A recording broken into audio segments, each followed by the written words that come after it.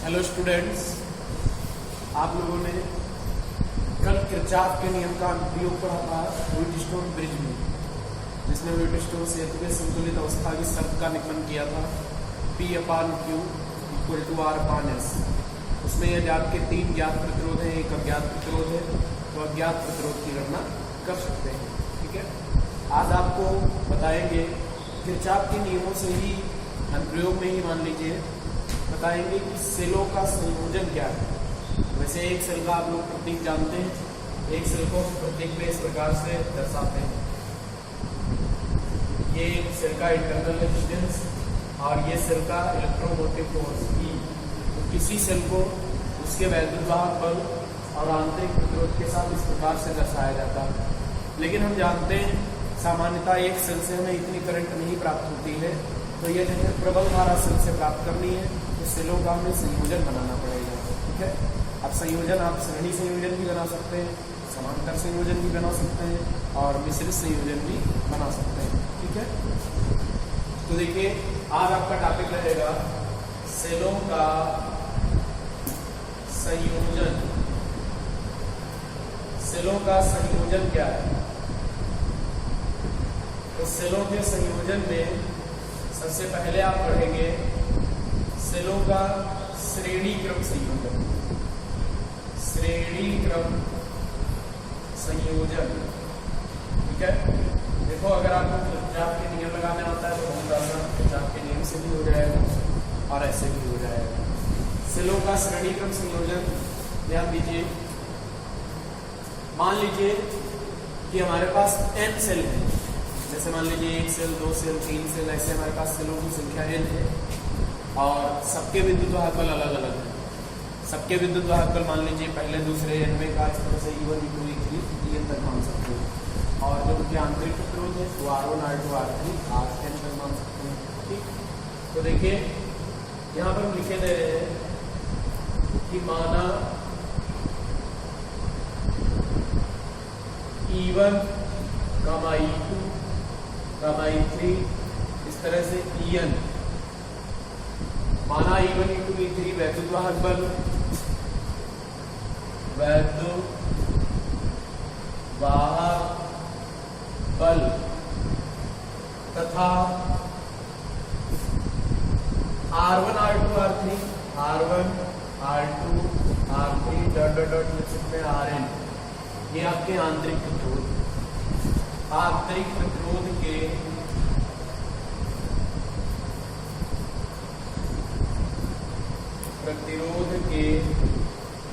n सेलों को श्रेणी क्रम में जोड़कर एक बैटरी बनाई गई। देखो सेलों को श्रेणी क्रम में जोड़ते जैसे पहला सेल हमने लिया तो पहले सेल के ऋण टर्मिनल से दूसरे का धन टर्मिनल जोड़ते हैं, फिर दूसरे के ऋण टर्मिनल से तीसरे का धन टर्मिनल जोड़ते हैं। अरे जिस प्रकार से प्रतिरोधों को जोड़ते हैं उसी प्रकार से सेलों को भी जोड़ेंगे, क्रम से जोड़ते चले जाएंगे। n सेलों को श्रेणी क्रम में जोड़कर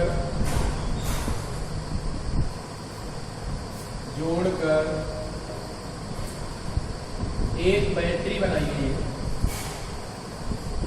ठीक है, एक बैटरी बनाई गई और जो हमने बैटरी बनाई है उससे एक बाहर का प्रतिरोध है, कोई बाह्य रेजिस्टेंस, बाहर के प्रतिरोध में मान लीजिए I करंट प्रवाहित होता है, जिससे बाह्य प्रतिरोध को कैपिटल R लिखे हैं। बाह्य प्रतिरोध R में I धारा प्रवाहित होती है,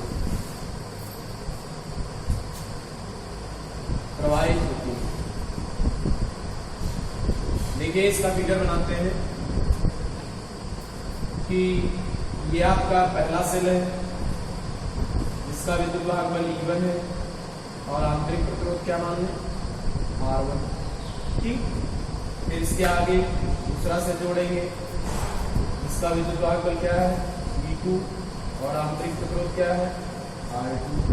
ठीक, फिर इसका आगे तीसरा से जोड़ेंगे, जिसका विद्युत वाहक बल E3 है और आंतरिक प्रतिरोध R3। ठीक, इस तरह से जोड़ते चले जाएंगे। इस तरह से आप n सेलों को जोड़ देते हैं, डेड डैश लगा दें और इसी प्रकार हमने n सेल इसमें जोड़ दिए। nवे का वैद्युत भार बल कितना है? E और आंतरिक प्रतिरोध R। ये एक बैटरी बन गई। सेलों के संयोजन से बैटरी बनती है और इस संयोजन से ये हमारे पास एक बाहर का प्रतिरोध है जो श्रेणी क्रम में ही जुड़ा है सेलों के। इस बाह्य प्रतिरोध में आई करंट फ्लो करता है, इसमें आई करंट जाता है। ठीक, बाह्य प्रतिरोध जो कैपिटल R लेंगे इसमें आई करंट फ्लो करता है। तो आप सोच रहे होंगे कि हम श्रेणी क्रम में वही सेलों को जोड़ते हैं तो तुल्य क्या निकालें, हमें क्या निकालने की आवश्यकता है? तो यहाँ पर हम केवल धारा निकालते हैं, ये कितना करंट फ्लो कराता है। चाहो तो अपने सेलों को इस प्रकार से आप बॉक्स में बंद कर सकते हैं, इस तरह।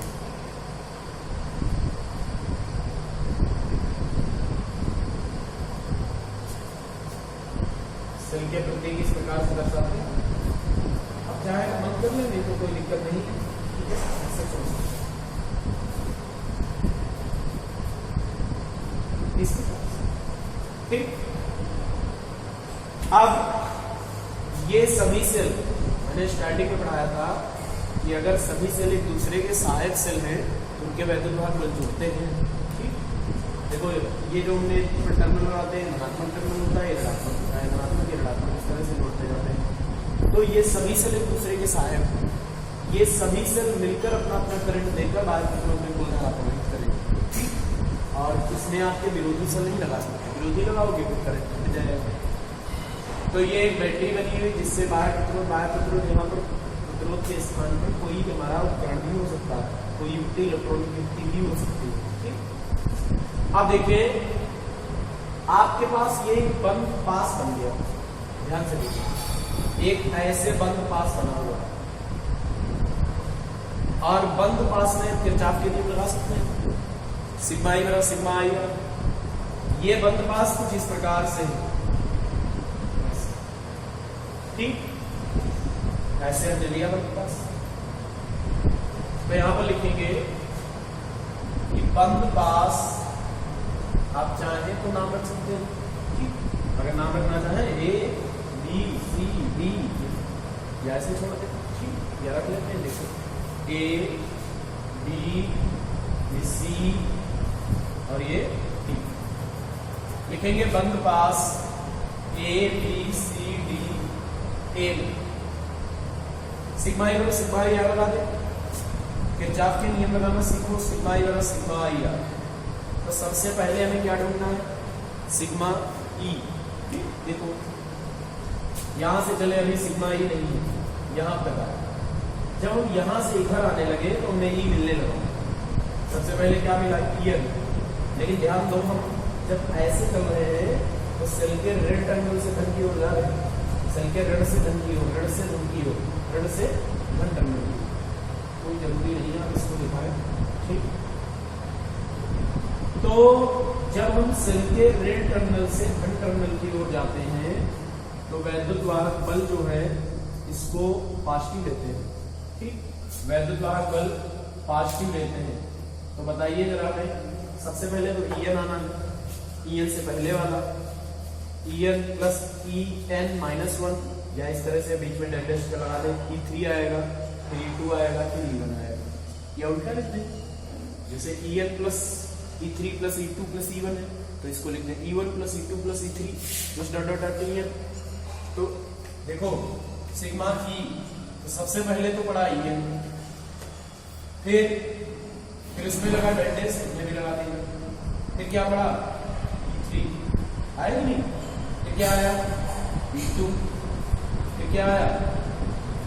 सही, इधर से लिख दिया, नंबर हो रहा सेल। और ये भी कह सकते हैं जब हम धारा की दिशा में चलते हैं तब भी विद्युत धारा को धनात्मक लेते हैं, तो धारा की दिशा में चले विद्युत धारा को धनात्मक लेते। इक्वल टू क्या आएगा? IR2। तो देखो ए बी, यहाँ पर आर प्रतिरोध है, इसमें धारा कितनी जा रही है? I। तो प्रतिरोध और धारा का गुणनफल कितना हो गया, आई कैपिटल आर, वो भी प्लस का, क्योंकि यहाँ पर हम धारा की डायरेक्शन में चलोगे। फिर इधर आए तो यहाँ पर पहुंचे थे। इस प्रतिरोध छोटे वाले प्रतिरोध में आर एन में कितनी धारा, आई है, तो गुणनफल क्या आएगा, आई आर एन आएगा। फिर उससे पहले क्या लगा, डैश डैश, जैसे उसमें लिखा था वैसे इसमें लिख लेंगे। फिर क्या है, धारा इसमें कितनी आएगी, आई, तो क्या आएगा, आई आर 3, फिर क्या आएगा, आई आर 2, फिर क्या आएगा, बोलो, फिर आएगा आई आर, ध्यान दो। तो इसको हमने पलट के पूरा क्या लिख दिया, सबसे पहले हमें क्या मिला था, आई आर, फिर उल्टा लिखा था I R N, I R 3, I R 2 plus I R 1, तो इधर से लिखते थे I R small R 1 plus I small R 2, I small R 3, कहाँ तक लिखते हैं, आई आर, ठीक। हमें क्या निकालना है, धारा, तो देखिए ये आएगा आपका E1 plus E2 plus E3 plus dot dot dot क्या है, EN बराबर क्या है, आई कॉमन हो गया, अंदर क्या बचा, अंदर बचा R plus R1 plus R2 plus R3 plus dot dot dot RN, R1 plus R2 plus R3 plus dot dot dot R, ये तो बचा। अब क्या करते हैं, आई निकालना है, तो इसको बटे में पूछा है, तो क्या आ जाएगा, आई इक्वल टू, ऊपर आपका क्या आएगा, E1 plus E2 plus E3, कहाँ तक आएगा, EN तक, ठीक। बटे में क्या आएगा, R plus R1 plus R2 plus R3, कहाँ तक आएगा, R, ये करंट का मान है। कब, जब सभी सेलें हमारी श्रेणी क्रम में जुड़ी और उनके विद्युत भाग बल आंतरिक प्रतिरोध भी जुड़े, ठीक। अब ऐसा भी तो हो सकता है कि ये सभी सेल समान, मतलब सभी सेल एक जैसे, ठीक, सभी सेल एक जैसे का अर्थ है इसका विद्युत भाग बल ई, इसका भी ई, इसका भी ई, इसका भी ई, और इसका आंतरिक प्रतिरोध आर आर आर, सब सेल एक जैसे, ठीक। तो यहाँ पर इसके बाद हम लिख रहे हैं कि यदि सभी सेलें समान, सभी सेलें समान हो, सब सेल एक जैसे, तो क्या है, अगर सारी सेल एक जैसी हैं तो ऊपर आपका आएगा I equal to E plus E plus E, कितनी बार जोड़ोगे, n बार जोड़ोगे, एन टर्म जोड़ोगे, और अपान में क्या आएगा, R plus R plus R, ये सबके आंतरिक प्रतिरोध से n बार, ठीक। अब ये बताइए, E को n बार जोड़ेंगे तो n ही हो जाएगा, और स्मॉल r को n बार जोड़ेंगे nr हो जाएगा, तो I इक्वल टू क्या आ जाएगा, n E बटे r प्लस nr, ठीक। I इक्वल टू हो जाएगा n E बटे r प्लस nr। यदि समान सेलें उनके विद्युत भाग बल E और आंतरिक प्रतिरोध R हो, n सेल हो, और वो श्रेणी क्रम में जुड़ी हो, तो आपका टोटल धारा निकलेगी I बराबर n E बटे r प्लस nr। देखिए ये तो बिल्कुल वही है, उनका नियम है, समझ लो, ये कुल प्रतिरोध है पूरा, R प्रतिरोध ये हो गया, और सबका जुड़ के ये लिखा है n तक का, तो nr हो गया, और ऊपर कुल विद्युत भाग बल है, कुल परिपथ में विभवांतर, वो आपका n ही हो जाएगा, क्योंकि विद्युत भाग बल अगर बराबर हो जाए तो, बराबर नहीं है तब तक आपको ये, ठीक। तो इस प्रकार सेलों के श्रेणी क्रम संयोजन में अगर कोई न्यूनतम विषम होता है तो आप उसको इस प्रकार से साबित कर सकते हैं, ठीक। अच्छा ये बताओ, इस युक्ति से प्रबल धारा प्राप्त करनी हो तो क्या करना चाहिए, धारा में ज्यादा चाहिए तो ये वैल्यू कम से कम होना चाहिए, और ये वैल्यू कब कम हो सकती है, तो प्रतिरोध कम से कम, कौन सा प्रतिरोध, आंतरिक, आंतरिक प्रतिरोध जितना कम कर लोगे बाहर प्रतिरोध में उतनी प्रबल धारा प्राप्त हो जाएगी। श्रेणी क्रम संयोजन से प्रबल धारा प्राप्त करने के लिए सेल का आंतरिक प्रतिरोध कम से कम होना चाहिए, धारा प्रबलता। ये तो आपका हो गया श्रेणी क्रम संयोजन। इसके बाद आएगा सेलों के संयोजन में। दूसरा, सेलों का समांतर क्रम संयोजन, ये आप नोट कर लीजिएगा, इसको मिटा रहे हैं। सेलों का समांतर क्रम संयोजन, देखिए उसमें भी किरचॉफ के नियम बनते हैं। किरचॉफ के नियम आते हैं तो बहुत आसान है, नहीं आते हैं तब भी आसान है ना, तो सीखो। देखिए यहां पर लिखे दे रहे हैं समांतर क्रम संयोजन।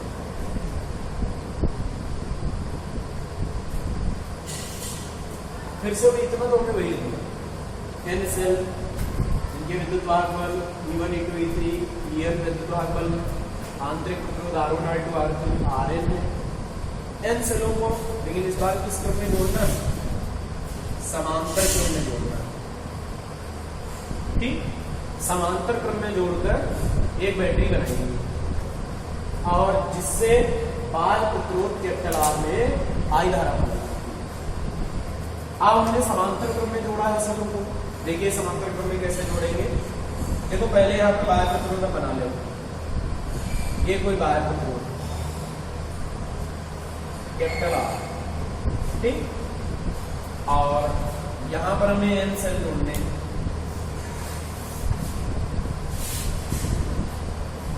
देखिए सबसे पहले पहला सेल होगा,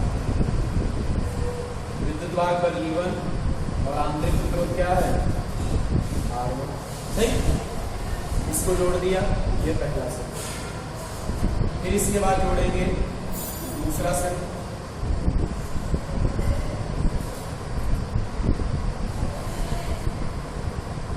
इसका विद्युत वाहक बल E2 और आंतरिक प्रतिरोध क्या R2, ठीक। इसको जोड़ दिया। फिर तीसरा सेल लिया, इसका विद्युत वाहक बल क्या मान लिया E3 और आंतरिक प्रतिरोध R2। ऐसे ही हम N सेल जोड़ेंगे इसमें। बीच में क्या करेंगे, यह छोड़ सकते हैं और यहाँ पर हमने जोड़ दिया N सेल, इसका विद्युत वाहक बल N है और इंटरनल रेजिस्टेंस क्या है R। और बीच में आपने इस प्रकार से यहाँ पर कई सेल जोड़े, N का मतलब इनका मान अगर 10 है तो बीच में 5 5 6 7 9 सब जोड़े, ऐसे हमने कई सेल जोड़े।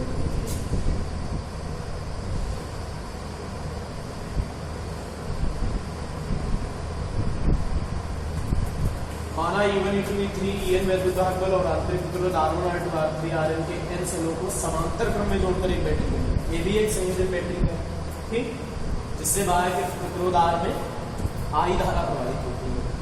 लेकिन अब समस्या ये है कि हर प्रतिरोध, हर सेल जो है सबका विद्युत वाहक बल अलग है, आंतरिक प्रतिरोध अलग है, तो इससे कुछ अलग धारा प्रवाहित होगी, इससे अलग धारा प्रवाहित होगी और इससे अलग धारा। जो सीरीज कॉम्बिनेशन बना था सबसे तो अलग अलग आई थी, लेकिन वो मिलकर प्रतिरोध R में नेट उतनी जाती थी। इस पॉइंट को माने ले रहे हैं A, इस पॉइंट ये B हो गया, ये C हो गया, ये D, ठीक। अब देखो इस वाले प्रतिरोध सेल से मान लो I1 धारा निकली, इस वाले सेल से I2 धारा निकली, I3 धारा निकली, IN एनवे सेल से IN धारा, ठीक, ऐसे धारा जा रही है। और ये सभी धारा बिंदु A पर मिल गए तो सब जुड़ जाएंगी। आपने किरचॉफ का पहला नियम पढ़ा है, किसी भी संधि पर मिलने वाली समस्त धाराओं का बीजगणित 0 होता है, लेकिन यहाँ पर 0 वाली कंडीशन नहीं, यहाँ पर सारी धारा मिलेगी, आने वाली धाराओं का योग जाने वाली धाराओं के बराबर होता है, कुल धारा की। इसका मतलब I का मान क्या होगा, I का मान होगा, बताओ, I का मान आपका होगा I1 + I2 + I3 + सभी मिल गई हैं और कुल I चली गई। I धारा प्रतिरोध R में गई, यहाँ भी I धारा आई, फिर इधर का धारा है आपकी फिर से वही होगी I1 I2 I3 I3। तो आप देख सकते हैं R1 में कितनी धारा I1 वापस आएगी, R2 में कितनी धारा, I2, R3 में कितनी धारा, I3, Rn में कितनी धारा, I3, I। तो अब हमें निकालना है कि ये कितनी धारा है, कुल धारा कितनी है। तो देखो सबसे पहले हम लिख रहे हैं संधि A पर किरचॉफ का प्रथम नियम लगा सकते हैं। संधि A पर किरचॉफ के प्रथम नियम से ऐसे लिख दे, KCL से समझ जाओगे, KCL Kirchhoff current law, Kirchhoff के धारा नियम से। धारा नियम से क्या आएगा, I इक्वल टू होगा I1 plus I2 plus I3 plus dot dot dot I। अब अगर हमें इसको समीकरण नंबर 1 डाल दें, इसको इक्वेशन 1 डाल दिया, ठीक। अब यदि हमें I1 मालूम हो जाए, I2 मालूम हो जाए, I3 मालूम हो जाए, IN मालूम हो जाए, तो I मालूम हो जाएगा। तो बस यही करना है, I1 I2 I3 कैलकुलेट करना है। बताइए, I1 धारा हमारी E1 वाले सम से निकली, तो हम लूप इस प्रकार से लें कि I1 धारा आ जाए। I2 धारा वाला में आप इस वाले सेल को लेकर चलेंगे, I3 में इस वाले सेल को, IN इस वाले सेल को। तो सबसे पहले I1 धारा के लिए हम क्या लिखेंगे कि बंद पास, थोड़ा दिमाग लगा लेना, पास हमारा A से शुरू, A B C D, A नहीं, अगर A कहोगे तो कौन से भाग में चलिए, तो हम क्या करेंगे D E1 A, इसका मतलब E1 शामिल करेंगे। फिर अगली बार में A B C D E2 A, तो इतना भाग बंद भाग हो जाएगा, ये हर बार में रहेगा। तीसरा लेना है A B C D E3, Innova लेना है A B C D E N,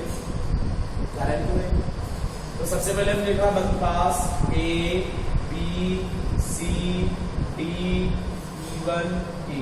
तो समझ में आया कि इतना भाग लेना चाहिए,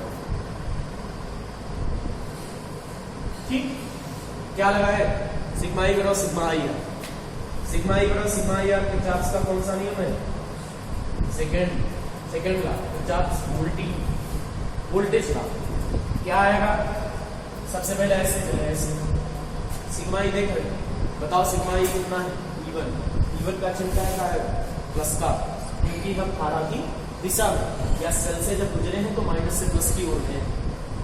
देखो ये सेल है, अगर आपने किसी प्रकार से इस प्रकार से पास किया है कि हम ऐसे जा रहे हैं, तो ये प्लस का होगा, ये माइनस से प्लस की ओर प्लस का होगा, सिग्मा या ई। और अगर पास तुमने ऐसे लिया कि हमें ऐसे जाना पड़ रहा है, तो फिर प्लस से माइनस तो इसका चिन्ह माइनस का है, ठीक। तो सिग्मा ई हो गया E1।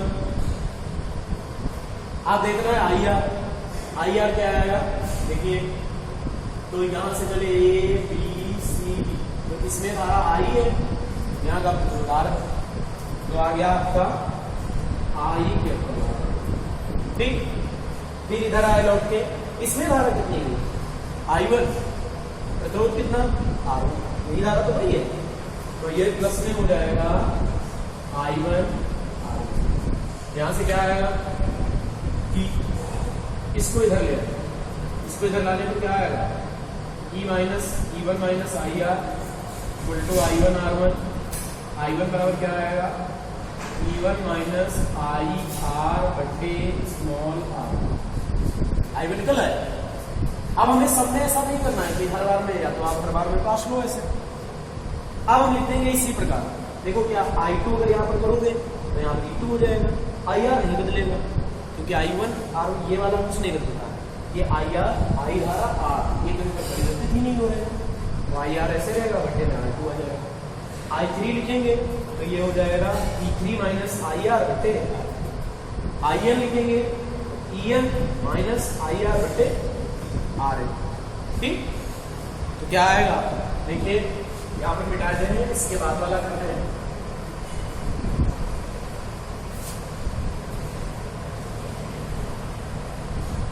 ये फिगर भी मिटा दें, उसके बाद लिखेंगे इसी प्रकार I2 क्या आएगा, E2 माइनस IR बटे R। I3 क्या आएगा, E3 माइनस IR बटे R3। और IN क्या आएगा, बीच में डेरिवेटिव लगा सकते हैं, IN आएगा EN माइनस IR बटे RN।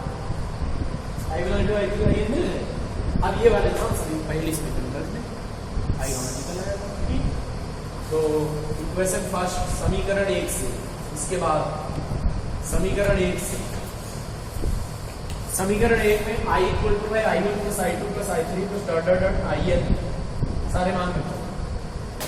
क्या आएगा, I इक्वल टू I1 का मान निकाला था E1 माइनस IR बट्टे R1, E2 माइनस IR बट्टे R2, ये क्या E3 माइनस IR बट्टे R3, फिर कहां तक, n तक। क्या लास्ट में लिखा था EN माइनस IR बट्टे R। क्या I निकल आया, नहीं, I इधर भी है, इसका मतलब I के पदों को एक तरफ करो, कुछ भी करो। तो देखिए ध्यान से देखना, I इक्वल टू यहां से E1 बटे R1 अलग कर ले, यहां से E2 बटे R2 अलग कर ले, E3 बटे R3, EN बटे RN, सबको अलग लिख ले। या E1 बटे R1, E2 बटे R2, E3 बटे R3 plus dot dot dot EN बटे RN आया। अब देखो अलग अलग भाग किया तो यहाँ मिलेगा IR बटे R1, IR बटे R2, IR बटे R3, IR बटे R। ये जान पाए, यहाँ पर सबने हमने अलग अलग भाग दिया है, और पहले वाले पदों को सबके दो एक साथ किए। अब दूसरे वाले पदों में माइनस IR बटे R1 सब में मिल रहा है, माइनस IR बटे R2 माइनस IR बटे R3, तो माइनस चिन्ह हो जाएगा कॉमन, IR भी कॉमन हो जाएगा सब। देखो IR भी सब में कॉमन मिलेगा। बचेगा क्या, बचेगा पहले वाले में 1 पान R1, दूसरे वाले में 1 पान R2, फिर 1 पान R3, कहां तक जाएंगे 1 पान R। सही। अब आप क्या करेंगे, इसको इधर ले आओ, I वाला पद आ जाएगा, I कॉमन ले लेना, जो बच्चे उधर भेज देना, I निकल आएगा। उसको इधर ले आओ, इधर लाने पर क्या आएगा, I, देखिए इसको मिटा दें,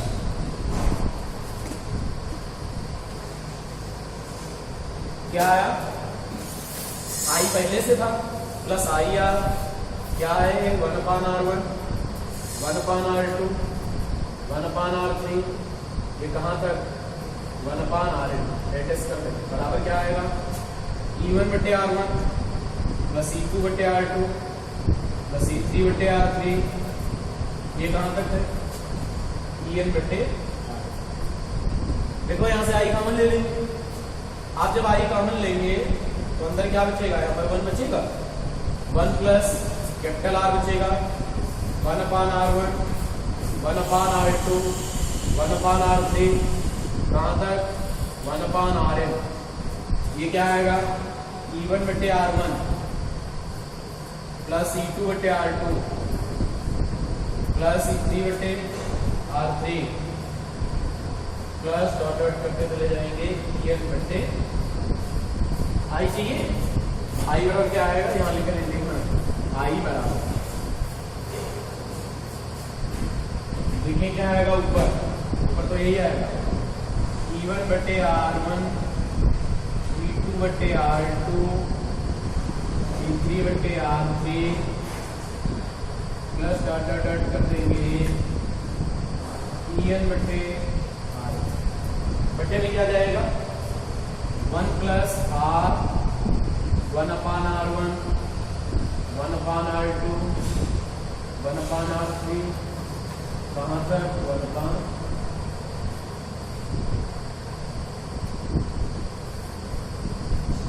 अगर E1 E2 E3 विद्युत वाहक बल है सलों के R1 R2 R3 आंतरिक प्रतिरोध है, तो फिर करंट का बाहर प्रतिरोध में इस प्रकार से लिखा।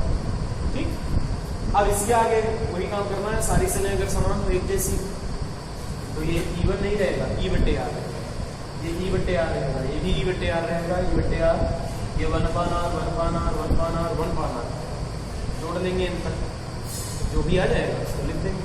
इसके बाद यहाँ पर करे देना, यदि सभी सेलें समान, सभी सेलें समान हो